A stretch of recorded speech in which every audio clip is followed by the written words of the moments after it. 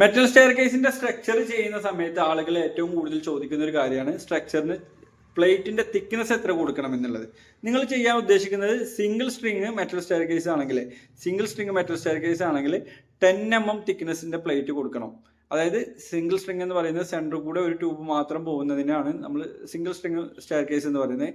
അതിന് 10 mm thickness കൊടുക്കണം. നമ്മൾ ഈ സൈസ് പറയുന്നത് 100 സെൻറ്റിമീറ്റർ വരെ അപ് ടു 100 സെൻറ്റിമീറ്റർ വിഡ്ത്ത് വരെയാണ് പറയുന്നത്. അപ്പോൾ അതിന് നിങ്ങൾ 10 mm തിക്നെസ് കൊടുക്കണം. ഇനി ഈ സിംഗിൾ സ്ട്രിങ് തന്നെ നിങ്ങളൊരു 60-70 സെൻറ്റിമീറ്റർ ഒക്കെ ജസ്റ്റ് ഒരു സർവീസ് സ്റ്റെയർ ഒക്കെ പോലെയുള്ള കാര്യങ്ങൾ ചെയ്യുകയാണെങ്കിൽ ഇതൊരു 8 mm ഒക്കെയാണ്. പക്ഷേ നോർമൽ നമ്മൾ യൂസിനുള്ള staircase, interior staircase, main staircase ചെയ്യുമ്പോൾ 10 mm തിക്നെസ് നിർബന്ധമായിട്ട് ഇടണം. ഡബിൾ സ്ട്രിങ് എന്ന് പറയുമ്പോൾ സ്റ്റെയർ കേസിൻ്റെ സെൻറ്ററിലൂടെ പൈപ്പ് കൊടുത്തിട്ട് ചെയ്യുന്നതിന് നമ്മൾ തിക്നെസ് കൊടുക്കേണ്ടത് 8 mm ആണ്. ഇത് ഒരു 90 സെൻറ്റിമീറ്റർ ഒക്കെ ആണെങ്കിൽ നിങ്ങൾക്ക് 6 mm ചെയ്യാം. പക്ഷേ 8 mm ആണ് ഏറ്റവും നല്ലത്. 100 സെൻറ്റിമീറ്റർ വരെ നിങ്ങൾ 8 mm ആണ് യൂസ് ചെയ്യേണ്ടത്.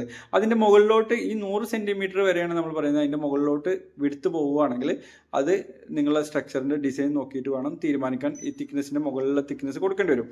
അതുപോലെ തന്നെ ടു സൈഡ് സ്ട്രിങ് എന്ന് പറയുമ്പോൾ നമ്മൾ സ്റ്റെപ്പിൻ്റെ 2 സൈഡ് കൂടെയാണ് സ്ട്രിങ് കൊടുക്കുക. സെൻട്രൽ സപ്പോർട്ടുകൾ ഉണ്ടാവില്ല. ഇത്തരത്തിൽ ചെയ്യുന്ന സമയത്ത് നിങ്ങൾ 10 mm തിക്നെസ്സിൻ്റെ പ്ലേറ്റ് കൊടുക്കണം എന്നുള്ളതാണ്. ഇനി ഇതിൽ പറയാത്തൊരു കാര്യം, കാൻഡിലിവർ ആയിട്ട് നിങ്ങൾ സ്റ്റെയർ കേസ് ചെയ്യുകയാണെങ്കിൽ നമ്മൾ MS-ൻ്റെ പ്ലേറ്റ് അല്ല ഉപയോഗിക്കുന്നത്. അത് C ചാനലോ അല്ലെങ്കിൽ MS-ൻ്റെ തിക്നെസ് കൂടിയ ട്യൂബുകളോ ആണ് നമ്മൾ ഉപയോഗിക്കുന്നത്. മിനിമം തിക്നെസ് 2 ഇഞ്ച് കൊടുക്കണം.